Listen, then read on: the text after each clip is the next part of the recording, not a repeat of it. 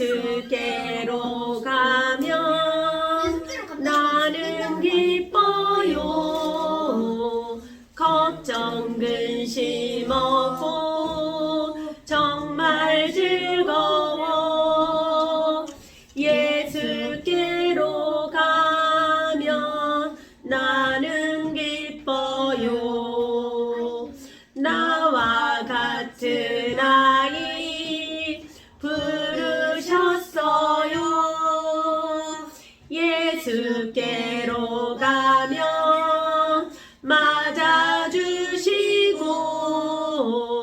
나를 사랑하사 용서하셔요. 예수께로 가면 나는 기뻐요. 나와 같은 아이 부르셨어요. 예수께로 가면 손을 붙잡고 어디서나 나를 인도하셔요. 예수께로 가면 나는 기뻐요. 나와 같은 아이 부르셨어요. 아멘. 사도신경으로 우리들의 신앙을 고백드리겠습니다. 나는 전능하신 아버지 하나님 천지의 창조주를 믿습니다. 나는 그의 유일하신 아들 우리 주 예수 그리스도를 믿습니다. 그는 성령으로 잉태되어 동정녀 마리아에게서 나시고 본디오 빌라도에게 고난을 받아 십자가에 못 박혀 죽으시고 장사된 지 사흘 만에 죽은 자 가운데서 다시 살아나셨으며 하늘에 오르시어 전능하신 아버지 하나님 우편에 앉아 계시다가 거기로부터 살아있는 자와 죽은 자를 심판하러 오십니다. 나는 성령을 믿으며 거룩한 공교회와 성도의 교제와 죄를 용서받는 것과 몸의 부활과 영생을 믿습니다. 아멘. 하나님의 말씀은 창세기 22장 6절에서 13절입니다. 아브라함이 이에 번제나무를 가져다가 그의 아들 이삭에게 지우고 자기는 불과 칼을 손에 들고 두 사람이 동행하더니 이삭이 그 아버지 아브라함에게 아버지의 어머니가 이르되 내 아들에게 여기 있노라. 이삭이 이르되 불과 나무는 있거니와 본데 어린 양은 어디 있느니까. 8절 아브라함이 이르되 내 아들아 번제할 어린 양은 하나님이 자기를 위하여 친히 준비하시리라 하고 두 사람이 함께 나아가서 하나님이 그에게 일러주신 곳에 른지라의 아브라함이 그곳에 있던 제단을 쌓고 나무를 버려놓고 그의 아들을 이삭을 결박하여 제단 나무에 위에 놓고 손을 내밀어 칼을 잡고 그 아들을 잡으려 하니 여호와의 사자가 하늘에서부터 그를 불러 이르시되 아브라함아 하시는지라. 아브라함이 이르가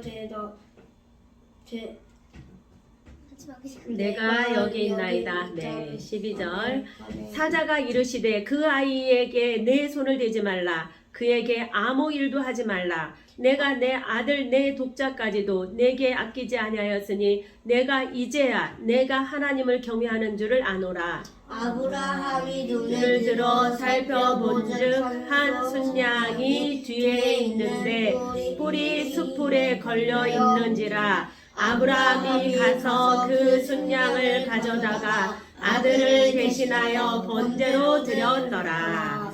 아멘.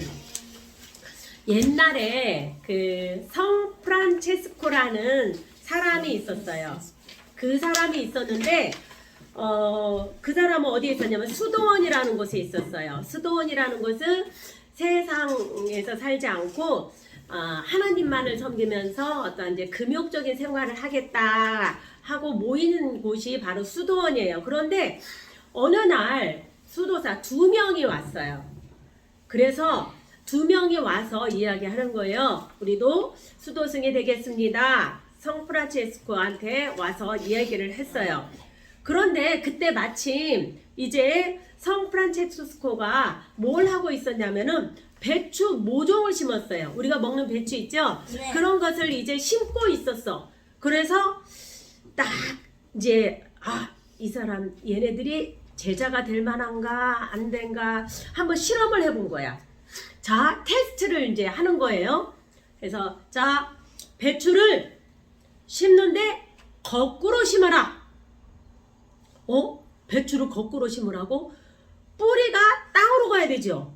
네. 근데 뿌리를 하늘로 가게 하고 배추 이파리가 땅속으로 묻으라는 거예요. 말이 돼요, 안 돼요? 안 돼요. 말이 안 되죠.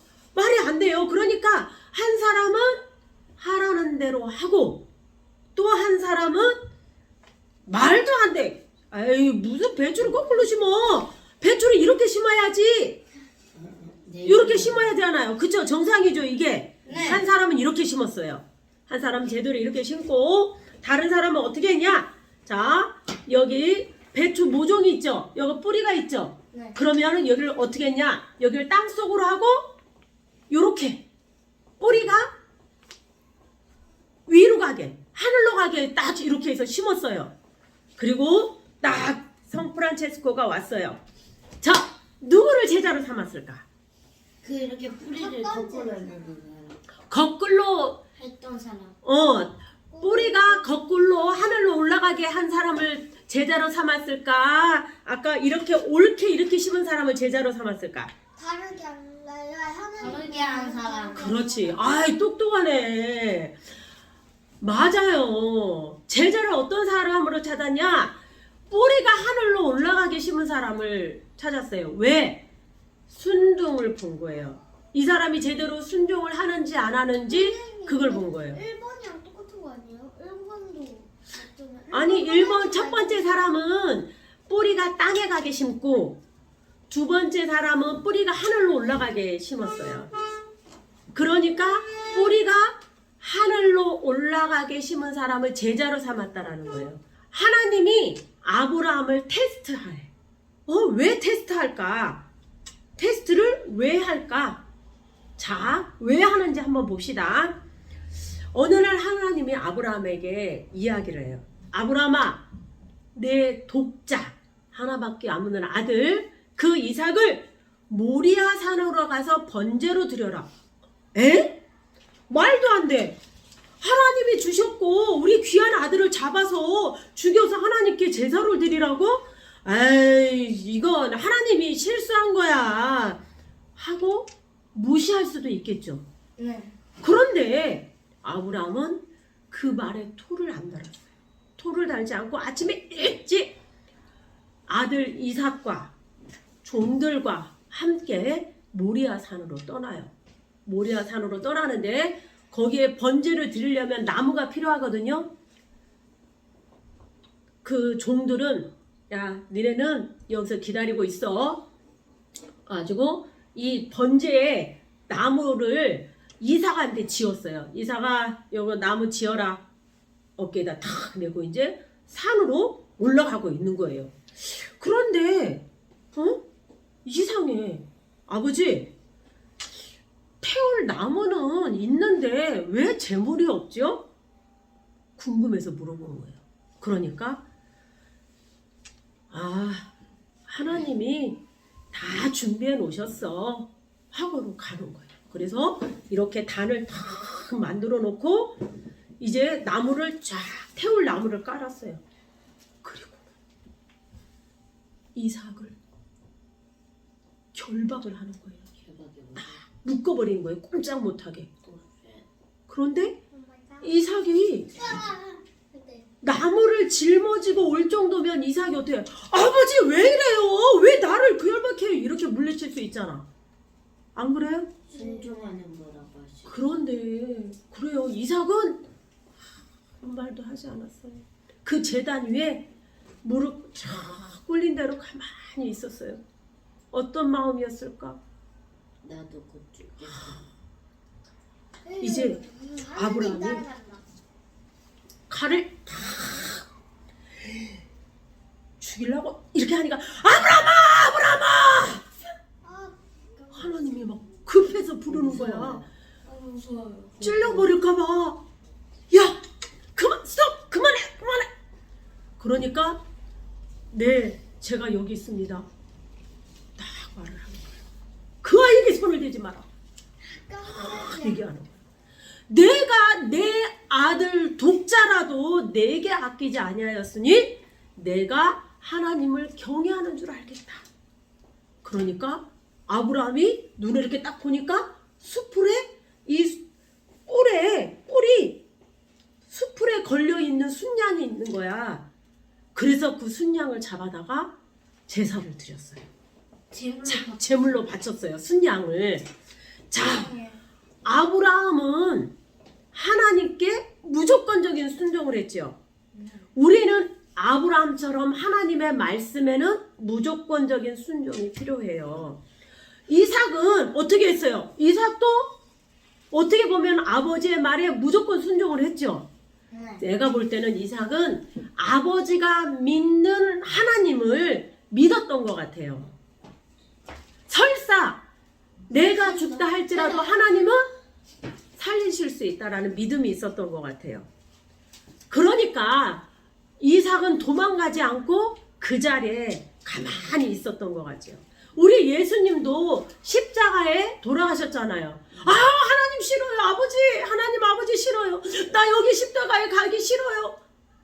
이게 아니고 예수님도 십자가에 돌아가시니까 예수님은 직접 죽으셨잖아요.